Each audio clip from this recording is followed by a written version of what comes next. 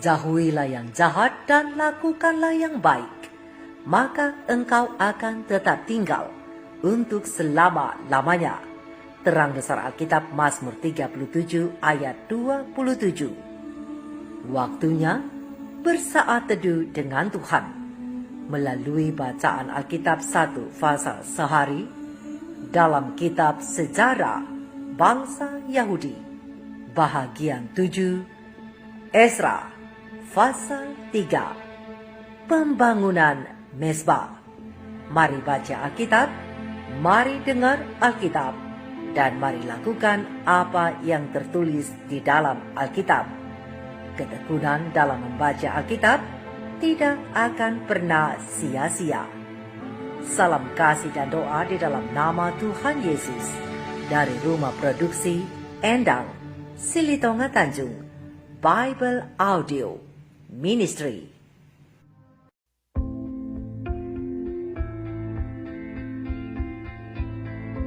Ketika tiba bulan yang ketujuh, setelah orang Israel menetap di kota-kotanya, maka serentak berkumpullah seluruh rakyat di Yerusalem. Maka mulailah Yesua bin Yozadak beserta saudara-saudaranya, para imam itu, dan Zerubabel bin Sealtiel beserta saudara-saudaranya, membangun mezbah Allah Israel, untuk mempersembahkan korban bakaran di atasnya, sesuai dengan yang ada tertulis dalam kitab Taurat Musa, abdi Allah. Mereka mendirikan mezbah itu di tempatnya semula. Sungguh pun mereka ketakutan terhadap penduduk negeri, lalu mereka mempersembahkan di atasnya korban bakaran kepada Tuhan. Korban bakaran waktu pagi dan waktu petang. Mereka juga mengadakan hari raya Pondok Daun, sesuai dengan yang ada tertulis, dan mempersembahkan korban bakaran hari demi hari, menurut jumlah yang sesuai dengan peraturan, yakni setiap hari, menurut yang ditetapkan untuk hari itu. Dan sejak itu, diadakanlah korban bakaran yang tetap, juga korban bakaran pada bulan baru, dan pada setiap hari raya yang kudus bagi Tuhan. Dan setiap kali orang mempersembahkan persembahan sukarela kepada Tuhan. Sejak hari pertama bulan yang ketujuh, mereka mulai mempersembahkan korban bakaran kepada Tuhan. Namun dasar bait suci Tuhan belum juga diletakkan. Lalu mereka memberikan uang kepada tukang batu dan tukang kayu, sedang kepada orang Sidon dan Tirus, makanan dan minuman dan minyak, supaya orang-orang itu membawa kayu aras dari Libanon sampai ke laut dekat Yafo, seperti yang telah diizinkan kepada mereka oleh Kores, Raja Negeri Persia. Pada tahun yang kedua, sesudah mereka sampai ke rumah Allah di Yerusalem dalam bulan yang kedua, maka Zerubabel bin Sealtiel dan Yesua bin Yozadak beserta saudara-saudara mereka yang lain, yakni para imam dan orang-orang Lewi, dan semua orang yang pulang ke Yerusalem dari tempat tawanan, memulai pekerjaan itu. Mereka menugaskan orang-orang Lewi yang berumur 20 tahun ke atas untuk mengawasi pekerjaan membangun rumah Tuhan. Lalu Yesua serta anak-anak dan saudara-saudaranya, dan Kadmiel serta anak-anaknya, orang-orang Yehuda bersama-sama bertindak mengawasi orang-orang yang melakukan pekerjaan membangun rumah Allah. Demikian juga Bani Henadad, anak-anak dan saudara-saudara mereka, orang-orang Lewi itu. Pada waktu dasar bait suci Tuhan diletakkan oleh tukang-tukang bangunan, maka tampillah para imam dengan memakai pakaian jabatan dan membawa nafiri, dan orang-orang Lewi, Bani Asaf, dengan membawa ceracap. untuk memuji-muji Tuhan menurut petunjuk Daud, Raja Israel. Secara berbalas-balasan, mereka menyanyikan bagi Tuhan nyanyian pujian dan syukur. Sebab Ia baik, bahwasanya untuk selama-lamanya kasih setianya pada Israel.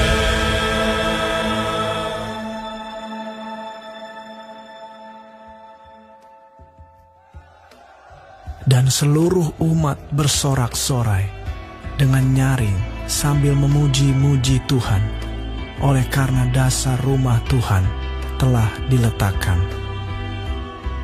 Tetapi banyak di antara para imam, orang-orang Lewi, dan kepala-kepala kaum keluarga, orang tua-tua yang pernah melihat rumah yang dahulu, menangis dengan suara nyaring ketika perletakan dasar rumah ini dilakukan di depan mata mereka, sedang banyak orang bersorak-sorai dengan suara nyaring karena kegirangan. Orang tidak dapat lagi membedakan mana bunyi sorak-sorai kegirangan dan mana bunyi tangis rakyat, karena rakyat bersorak-sorai dengan suara yang nyaring, sehingga bunyinya kedengaran sampai jauh.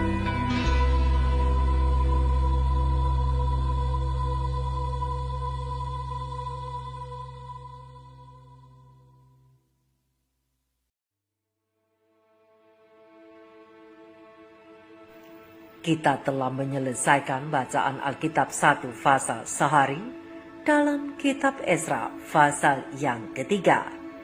Sedikit perenungan melalui fasal ini tentang karakter adalah salah satu syarat untuk kita dapat pulang ke rumah surgawi.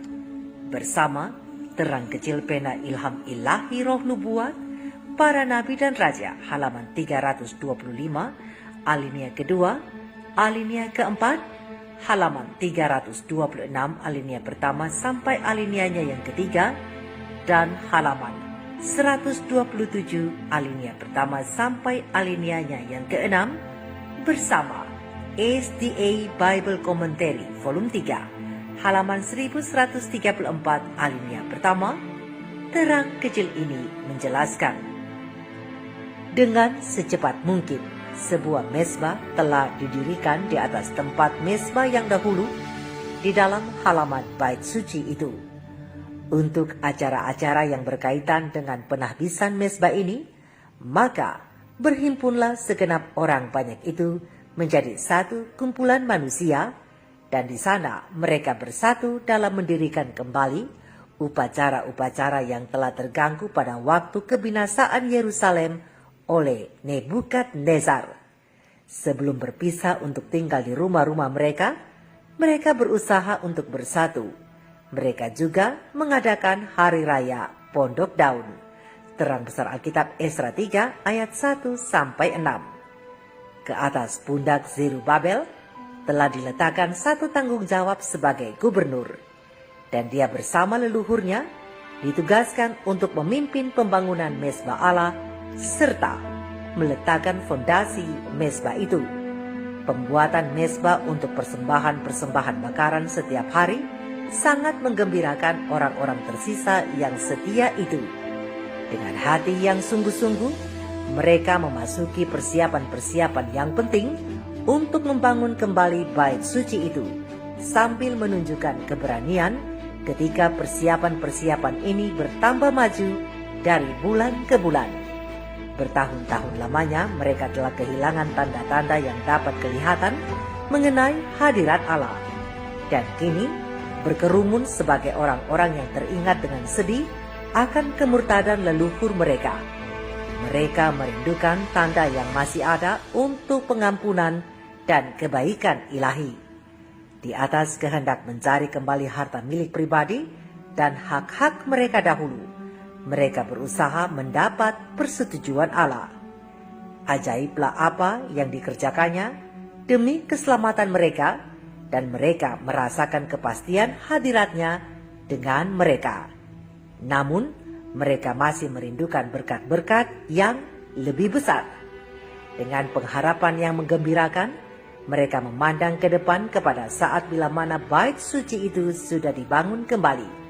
Mereka akan dapat memandang kemuliaannya yang bercahaya dari dalam. Orang-orang yang bekerja dalam mempersiapkan bahan pembangunan itu mendapati di antara reruntuhan beberapa batu-batu yang besar yang dibawa ke tempat bait suci ini pada zaman Salomo. Batu-batu ini dibuat sampai siap untuk dipakai dan banyak bahan baru disediakan. Dan segera pekerjaan dilanjutkan sampai kepada titik di mana landasan batu itu harus diletakkan.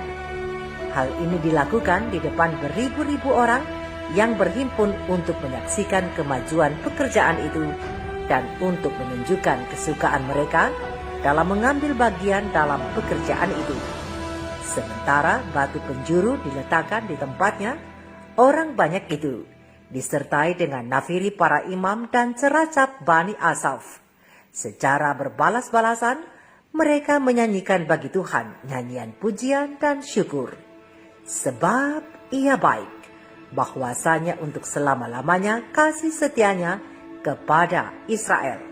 Terang besar Alkitab, Esra 3 ayat 11. Rumah yang hendak dibangun kembali itu telah menjadi banyak pokok nubuatan tentang kebaikan yang Allah ingin tunjukkan kepada Sion.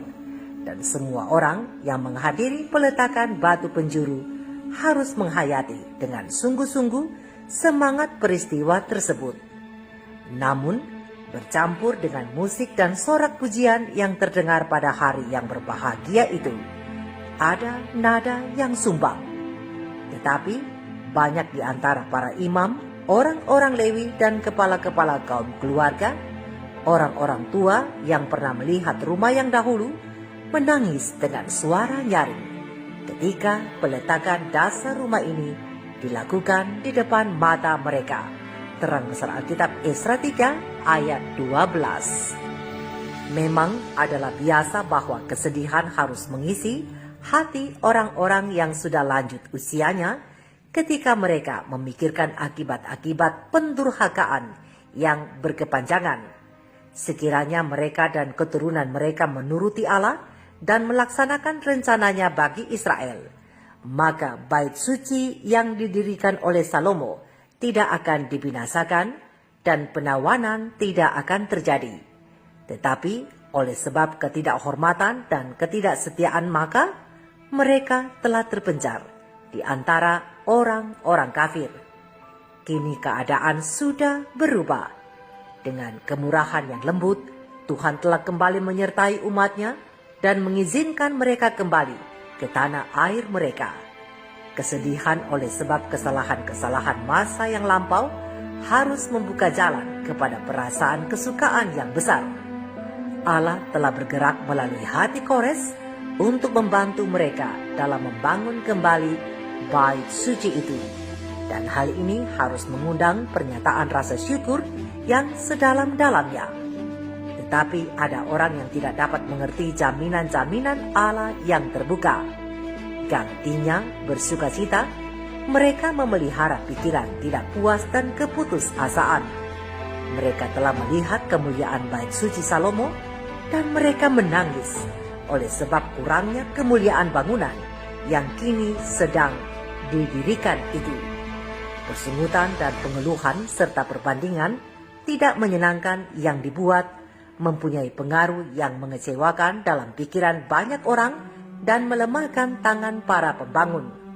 Orang-orang yang bekerja sampai bertanya-tanya apakah mereka harus meneruskan pembangunan rumah itu yang pada mulanya begitu bebas dikritik dan yang menjadi penyebab begitu banyak tangisan. Namun, banyak dari antara jemaat itu yang imannya lebih besar dan pandangannya lebih luas tidak menyebabkan mereka memandang kekurangan kemuliaan ini dengan perasaan tidak puas. Sedang banyak orang bersorak-sorai dengan suara nyaring karena kegirangan Orang tidak dapat lagi membedakan mana bunyi sorak-sorai kegirangan dan mana bunyi tangisan rakyat, karena rakyat bersorak-sorai dengan suara yang nyaring, sehingga bunyinya kedengaran sampai jauh. Terang besar Alkitab Esra 3 ayat 12 dan 13. Komentar Alkitab mengatakan bahwa tetapi muncul kesulitan lain. Ratapan dan tangisan terdengar karena bait suci yang dibangun tidak semegah yang dahulu. Ada yang menggunakan kuasa percakapan mereka untuk berbicara tentang rendahnya mutu bangunan yang sekarang jika dibandingkan dengan yang dibangun oleh Salomo. Maka bercampurlah dengan musik dan nyanyian sukacita dalam memuji Tuhan, suara yang tidak harmonis. Bukan sukacita atau pujian atau ucapan syukur, melainkan ketidakpuasan. Sekiranya mereka yang tidak bersukacita itu pada waktu peletakan batu dasar bait suci dapat melihat lebih dahulu akibat-akibat kurangnya iman mereka pada hari tersebut, maka mereka akan merasa ngeri. Mereka sedikit saja menyadari beratnya perkataan mereka yang menyatakan tidak setuju dan kecewa. Sedikit saja mereka mengetahui berapa banyak mereka mengungkapkan ketidakpuasan akan memperlambat merampungkan rumah Tuhan itu. Kejayaan bait suci yang pertama dan kesemarakan upacara-upacara agamanya telah menjadi sumber kesombongan bagi Israel sebelum mereka ditawan. Tetapi perbaktian mereka seringkali ternyata kurang diukur dari mutu yang dianggap Allah sebagai hal yang sangat penting. Kemuliaan bait suci yang pertama, kesemarakan upacaranya tidak dapat mereka berikan pujian bagi Allah karena apa yang satu-satunya berharga dalam pemandangannya mereka tidak persembahkan, yakni mereka tidak mempersembahkan kepadanya roh kerendahan hati dan roh penyesalan atas dosa. Apabila prinsip-prinsip kerajaan Allah yang teguh tidak lagi nyata, maka upacara-upacara tersebut menjadi terlalu banyak dan boros. Dan apabila pembangunan tabiat dilalaikan, apabila perhiasan jiwa menjadi kurang, apabila kesederhanaan keilahian disingkirkan, maka kesombongan dan kesukaan mengadakan pameran menuntut bangunan-bangunan gereja yang hebat dengan menghiasi keindahan dan upacara-upacara yang mengagumkan. Tetapi di dalam segala hal ini, Allah tidak dihormati. Allah menilai gerejanya bukan dari keuntungan-keuntungan gereja itu secara luar, tetapi dari kesalehan yang sungguh-sungguh yang membedakannya dari dunia ini. Allah menilai gereja itu sesuai dengan pertumbuhan anggota-anggotanya dalam pengetahuan akan Kristus, sesuai dengan gerak maju mereka dalam pengalaman rohani. Allah mengharapkan prinsip-prinsip kasih dan kebaikan. Tidak semua keindahan seni dapat dibandingkan dengan keindahan kelakuan dan tabiat yang harus dinyatakan di dalam diri orang-orang yang menjadi wakil-wakil Kristus. Wakil-wakil Kristus yang sedang dalam perjalanan pulang menuju ke rumah surgawi. Saudara dan saudariku, gambaran sukacita dan persungutan bangsa Israel juga sedang mewarnai perjalanan kita untuk kembali pulang ke Yerusalem surgawi. Ada yang menyambut dengan sukacita, penuh kegembiraan dan puji-pujian dalam perjalanan pulang itu. Namun, tidak sedikit yang menggerutu. Kuasa perkataan mereka melemahkan saudara dan saudari mereka yang lain. Pena Ilham Ilahi Roh Nubuat Maranatha Tuhan Datang, halaman 19 alinea kedua mengatakan bahwa rasa tidak percaya, kedunia-duniaan, perselisihan ada di antara orang-orang yang mengaku sebagai umat Allah. Hal-hal yang seperti inilah yang menahan kita di dunia yang berdosa dan yang susah ini bertahun-tahun lamanya. Kita terpaksa masih harus tinggal di dunia ini oleh sebab pendurhakaan yang berlarut-larut sebagaimana anak-anak Israel. Satu tabiat yang cacat akan menghalangi engkau dan saya untuk pulang ke rumah. Pena Ilham Ilahi Roh Nubuat Peristiwa-Peristiwa Akhir Zaman, halaman 234 alinea pertama menjelaskan bahwa kalau engkau mau menjadi seorang saleh di sorga, maka terlebih dahulu engkau harus menjadi seorang saleh di dunia ini. Ciri-ciri tabiat yang engkau sukai dalam hidup tidak akan berubah oleh kematian ataupun kebangkitan. Engkau akan bangkit dari kubur dengan watak yang sama seperti yang engkau tunjukkan di rumah dan di masyarakat. Yesus tidak mengubah tabiat pada waktu kedatangannya. Pekerjaan perubahan harus dilakukan sekarang. Kehidupan kita sehari-hari menentukan nasib kita. Cacat tabiat harus disesali dan diatasi melalui rahmat Kristus. Dan tabiat yang sepadan harus dibentuk selagi dalam masa percobaan ini agar kita dilayakan untuk istana yang di atas.